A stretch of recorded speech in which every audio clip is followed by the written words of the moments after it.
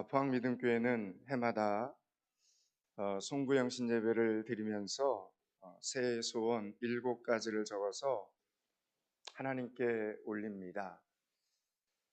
올해도 담임 목사인 저는 여러분의 간절한 기도 제목을 들고 하나님 앞에 중보하는 시간을 갖겠습니다.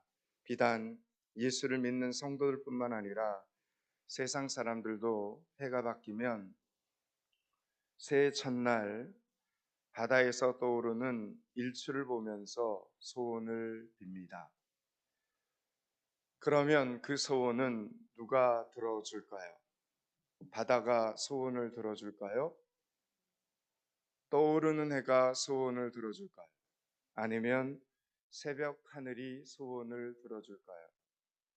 바닷물은 우리가 아는 것처럼 96.5%의 물과 3.5%의 소금으로 이루어졌는데 바닷물이 소원을 이루어 주는 것일까요? 아니면 소금이 소원을 들어주는 것일까요? 아니면 바다에 사는 꽁치, 고등어, 오징어, 문어들이 소원을 들어주는 것일까요? 21세기에 무슨 하나님을 믿느냐고 비난을 하는 세상 사람들이 이렇게 새해가 되면 일출을 보면서 소원을 비는 장면은 너무나 비과학적이어서 참 아이러니합니다. 어떤 사람들은 그것은 문화다라고 말하기도 합니다. 종교의식이라기보다는 조상적부터 그냥 대대로 내려오는 우리 고유의 문화라고 설명을 하기도 합니다.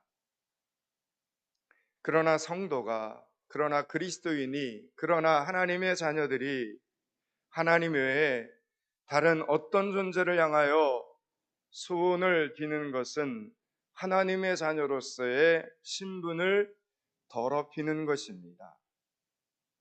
그것이 실제로 점집에 가서 점을 치거나 사주팔자를 보는 미신적 행위뿐만 아니라 단순히 재미삼아 인터넷 카페에서 오늘의 운세를 보는 것 정도는 그냥 사람들의 문화이고 낭만이고 재미라고 해도 하나님은 이것을 절대로 하나님의 자녀들에게 허락하지 않으십니다.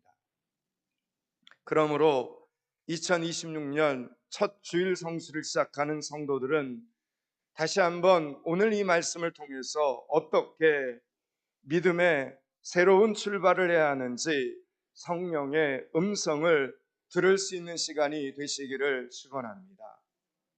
오늘 본문 1절과 2절을 다시 한번 읽겠습니다. 1절, 2절을 같이 한번 읽습니다. 유다 왕 여호야김이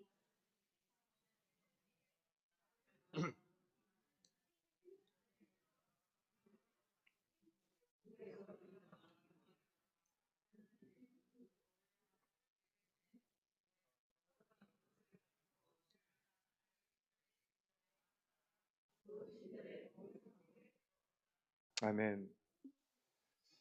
바벨론의 역사는 바벨론은 역사적으로 이스라엘이라는 이 나라를 3번 정도 침공을 합니다. 첫째는 침공해서 포로를 잡아가고, 두 번째도 침공해서 포로들을 잡아갔습니다. 세 번째 침공에서는 예루살렘까지 완전히 멸망을 시키고 성전을 완전히 파괴해버립니다. 다니엘은 1차, 2차, 3차 중에 2차 침공 때 바벨론의 포로로 끌려오게 됩니다. 이때 느부갓네살 왕은 예루살렘 성전에서 사용하는 그릇의 상당한 양을 침탈해서 바벨론 신들의 보물창고로 옮겨놓습니다. 그래서 예루살렘 성전에서는 이제 어떤 현상이 벌어지는가 하면 하나님 앞에 제사를 제대로 드릴 수가 없게 되었습니다.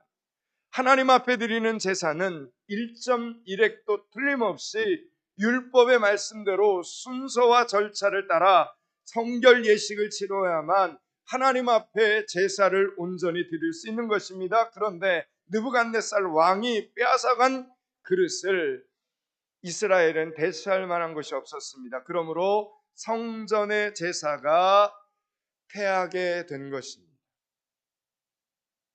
하나님의 섭리에 의해서 역사적으로 이스라엘의 제사 제도는 그렇게 무너지기 시작을 했다라는 것입니다. 제가 지난주에 설교했던 대로 바벨론 포로로 끌려갔던 이 제사장 신분의 에스겔 역시 더 이상 제사장의 직분을 감당할 수 없게 되었습니다. 그때 하나님께서 그에게 하나님의 말씀을 전하는 새로운 사명을 허락해 주셨다고 했습니다. 이제 제사가 아닌 말씀으로 자기 백성들에게 찾아오시는 하나님을 경험하게 되는 것입니다. 그래서 오늘 본문에서 나오는 이 그릇이라는 말이 가진 함축적인 의미는, 그릇은 사람을 의미합니다. 어떤 사람입니까? 하나님께 드려진 사람. 여러분, 사도행전에서 하나님께서 다메섹 도상에서 부르신 사울을 향하여 이렇게 말씀하시는 장면이 나옵니다. 이 사람은 내 이름을 이방인과 임금들과 이스라엘 자손들에게 전하기 위하여 택한 나의 그릇이라. 이렇게 말합니다. 나의 그릇이라. 그렇게 예수 믿는 사람들을 핍박했던 사울은 결국 사도 바울로 변화가 됩니다. 하나님의 큰 그릇이 됩니다. 하나님이 사용하시는 거룩한 그릇, 깨끗한 그릇이 됩니다. 여러분, 다니엘과 세 친구도 하나님의 그릇입니다. 전쟁과 죽음이라는 이 위험한 상황 속에서 하나님께서는 당신의 그 소중한 그릇들을 지금 어디로 옮겨온 겁니까? 바벨론으로 옮기셔서 그곳에서 무려 70년 동안 보호하시고 키우시고 훈련하십니다. 그래서 70년이 지났을 때 믿음으로 양육된 스룹바벨, 에스라, 느헤미야와 같은 하나님의 사람들이 결국은 70년 후에 예루살렘으로 돌아와 예루살렘의 부흥운동을 일으키는 사람들이 됩니다. 그때 성전의 그릇 역시 가지고 돌아옵니다. 그렇게 이 그릇이라는 표현 속에는 하나님의 것, 하나님의 사람이라고 하는 함축적인 의미가 들어 있습니다. 그래서 여러분, 교회에서는 그릇 하나라도 하나님의 것이기 때문에 하찮은 것이 없습니다. 심지어 바닥에 떨어진 주보 한 장도 주인이 있다라는 이 사실을 꼭 기억하실 수 있기를 바랍니다. 더 나아가 성도 한 사람 한 사람이 다 하나님의 그릇입니다. 여러분 스스로 나는 하나님의 그릇이구나. 그래, 나는 하나님의 그릇이지. 하나님께서 원하시는 것을 담기 위하여, 그러니까 함부로 행동하면 안 되지, 함부로 더럽히면 안 되는구나 라는 사실을 꼭 기억하실 수 있기를 바랍니다. 말씀이 생명이 되실 수 있기를 축원합니다. 3절 4절을 읽겠습니다. 오늘 본문 3절과 4절을 같이 한번 읽습니다. 왕이 환관장 아스브나스에게 말하여 이스라엘 자손 중에서 왕족과 귀족 몇 사람, 곧 흠이 없고 용모가 아름다우며 모든 지혜를 통찰하며 지식에 통달하며 학문에 익숙하여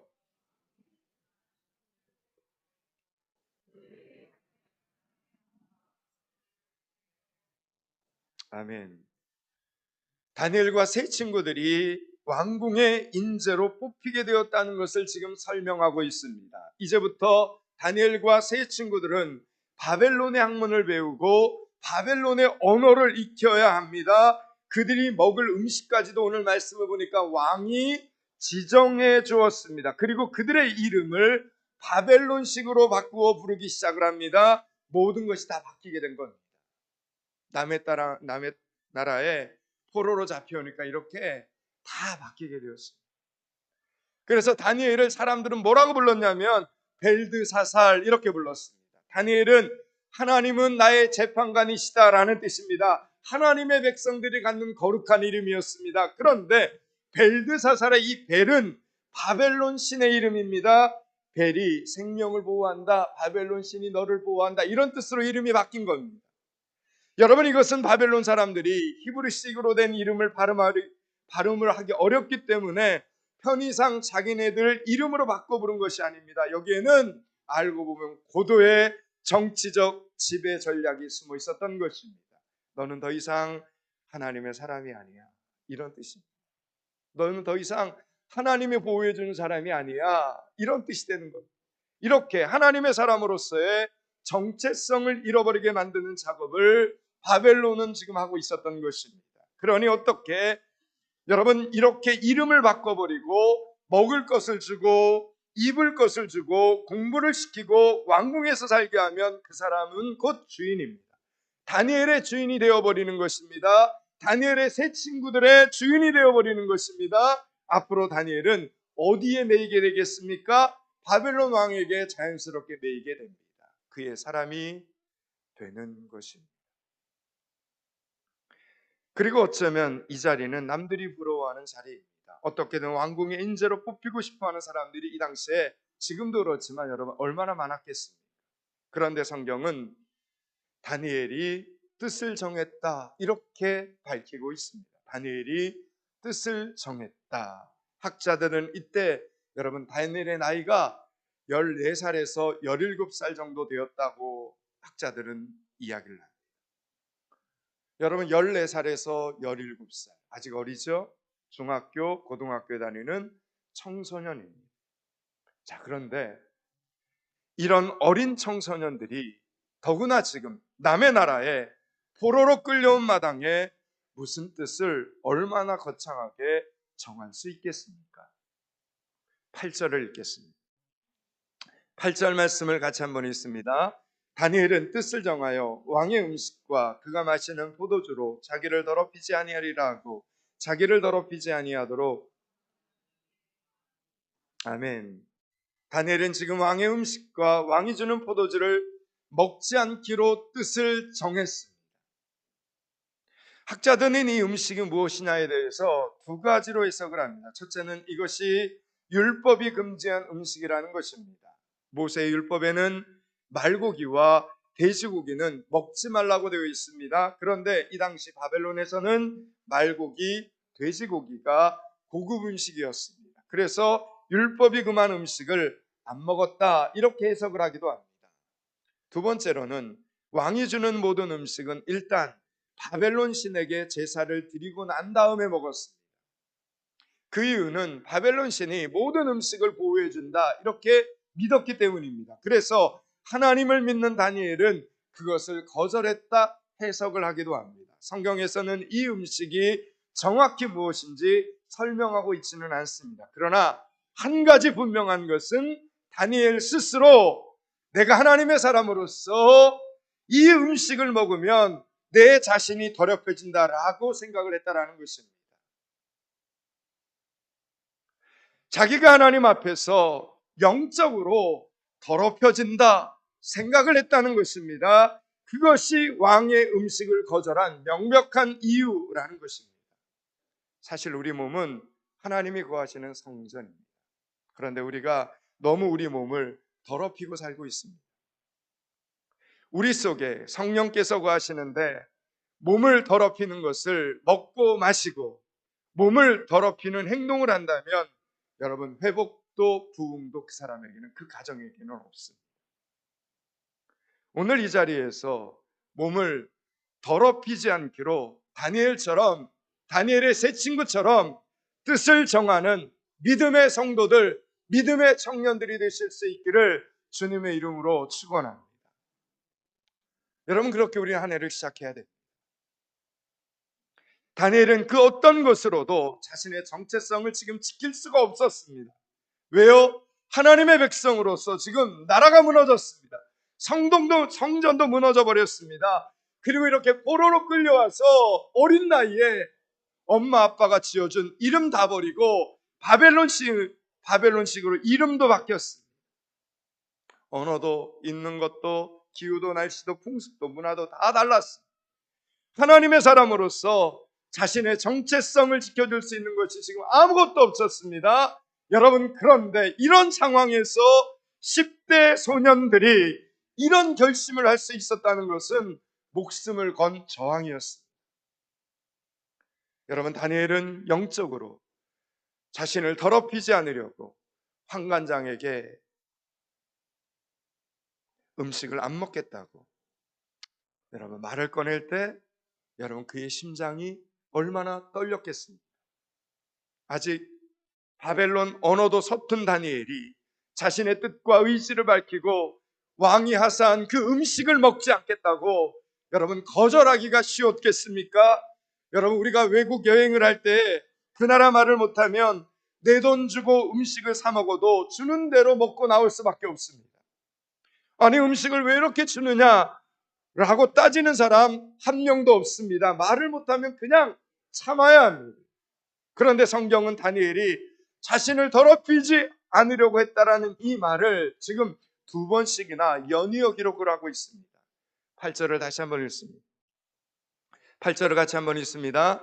다니엘은 뜻을 정하여 왕의 음식과 그가 마시는 포도주로 자기를 더럽히지 아니하리라 하고 자기를 더럽히지 아니하도록 판관장에게 구하니. 아멘. 여러분, 만약에 다니엘이 지금 말하는 이것을 아무 생각 없이 아무 일 없이 먹으면 어떻게 되었겠습니까? 그냥 세상 왕의 사람이 되었을 것입니다. 그리고 그냥 바벨론 궁정에서 살았을 것입니다. 그랬다면 그는 더 이상 그들의 인생 속에서 역사하시는 하나님을 만나지 못했다는 것입니다. 그들은 아직 어렸지만 말씀이 무엇인지, 믿음이 무엇인지, 신앙이 무엇인지를 알고 있었던 것입니다. 하나님 앞에 뜻을 정하고 세상 문화에 더럽혀지지 않고자 결단을 할 때 하나님께서 그런 하나님의 자녀들을 어떻게 보호하시고 어떻게 함께 하시는지를 경험하게 되는 것입니다. 다니엘서 전체의 구조를 보면 크게 둘로 나눠집니다. 다니엘서 1장서부터 6장까지는 다니엘 개인의 이야기가 등장을 하고 7장부터 12장까지는 다니엘이 본 환상에 대한 이야기가 나옵니다. 여러분, 오늘 본문에 나오는 다니엘은 여러분 10대 청소년으로서 하나님 앞에 뜻을 세우는 장면입니다. 그리고 후반부에 나오는 다니엘은 80세 노인으로서 하나님 앞에 결심을 하는 장면이 등장을 합니다. 다니엘서 10장 12절은 이렇게 말씀하며 그가 내게 이르되 다니엘아 두려워하지 말라 내가 깨달으려 하여 내 하나님 앞에 스스로 겸비하게 하기로 결심하던 첫날부터 내 말이 응답받았으므로 내가 내 말로 말미암아 왔느니라 라고 말합니다. 다니엘서 10장입니다. 후반부입니다. 그러니까 노인의 다니엘이죠. 노인의 다니엘이 하나님 앞에 스스로 겸비하게 살기로 결심을 했다는 것입니다. 그러나 여러분, 이 다니엘서 전체를 읽어보면 다니엘이 10대 때 한번 결심하고, 그러니까 오늘 이 본문이 등장할 때 다니엘서 1장에서 한번 결심하고 그리고 80세 때 두 번째로 결심한 것이 아니라는 것을 알 수 있습니다. 다니엘의 삶은 여러분 바벨론의 이 문화 속에서, 이 세상 문화 속에서 끌려가지 않고 그럼에도 불구하고 자기의 믿음을 지키려고 자기의 그 신앙 하나를 지키기 위해서 늘 결심하면서 결단하면서 사는 삶이었다는 것입니다. 그래서 그는 다니엘서 1장에서도 결심을 했고 2장에서 느부갓네살 왕 앞에서 말할 때에도 하나님의 일을 하기 위해서, 하나님의 이야기를 하기 위해서 그는 또 결심을 해야 합니다. 사자굴에 들어갈 줄 알면서도 기도하기로 결심을 해야 했습니다. 벨드사살 왕 앞에서 나라가 망한다는 말을 할 때에도 결심을 해야 했습니다. 그는 일평생 하나님의 사람으로 자신을 지키기 위해서, 신앙을, 믿음을 지키기 위해서 끊임없이 결심하면서 결단하면서 살았다라는 이야기를 드리는 겁니다. 자, 그런데 저와 여러분은 어떻습니까? 우리는 어떻습니까? 새해 기도 제목을 쓰면 뭘 하나? 뭔 의미가 있어? 그 자리에 나가는 게 뭔 의미가 있어? 그냥 기도하면 되지 뭘 굳이 그렇게 추운데 그 밤에 송구영신 예배 자리까지 가가지고 뭔 소원 7가지 기도 제목을 쓴다고, 뭔 의미가 있다? 새해 결심을 하면 뭘 하지? 해봤자 안 될 거야. 여러분, 이렇게 생각하는 것은 하나님을 무시하는 마음에서 나오는 것입니다. 여러분, 그것은 절대 성경적인 것이 아닙니다. 우리는 날마다 결심을 해야 합니다. 상황이 어려울수록, 환경이 어려울수록 하나님의 말씀을 생각해야 됩니다. 그 말씀을 붙들어야 됩니다. 그리고 결단해야 됩니다. 여러분, 로마서 12장 2절은 오늘도 우리에게 이렇게 말합니다. 너희는 마음을 새롭게 함으로 변화를 하나님의 선하시고 기뻐하시고 온전하신 뜻이 무엇인지 분별하도록 하라라고 말합니다. 여러분, 새롭게 한다는 것은 결심이 필요한 일입니다. 하나님 앞에서 내가 내 마음을 새롭게 하겠다고 굳게 약속하고 입술로 고백하는 행위, 그것이 마음을 새롭게 하는 것입니다. 그래서 구원에는 두 가지 측면이 있습니다. 하나는 구원의 수동적 측면입니다. 내가 구원을 받았는데 내가 한 일이 아무것도 없습니다.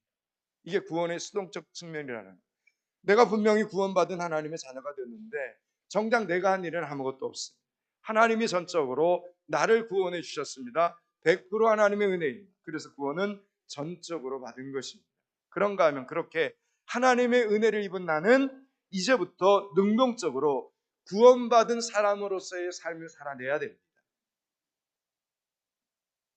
로마서 8장 13절은 이렇게 말하면 너희가 육신대로 살면 반드시 죽을 것이로되 영으로서 몸의 행실을 죽이면 살리니 라고 말합니다.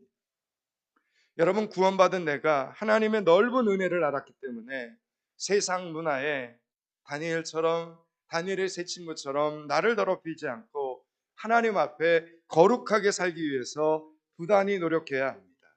내 몸에 정욕과 싸우고 믿음을 혼탁하게 하는 세상의 문화와 싸우기 위해 결심해야 됩니다. 그래서 구원을 받으면 사람이 변합니다. 변하는 것이 당연합니다. 만약 여러분이 구원을 받았는데 변하지 않는다, 여전히 생각이 변하지 않고 언어가 변하지 않고 삶이 변하지 않는다면 여러분 스스로 의심을 해봐야 됩니다.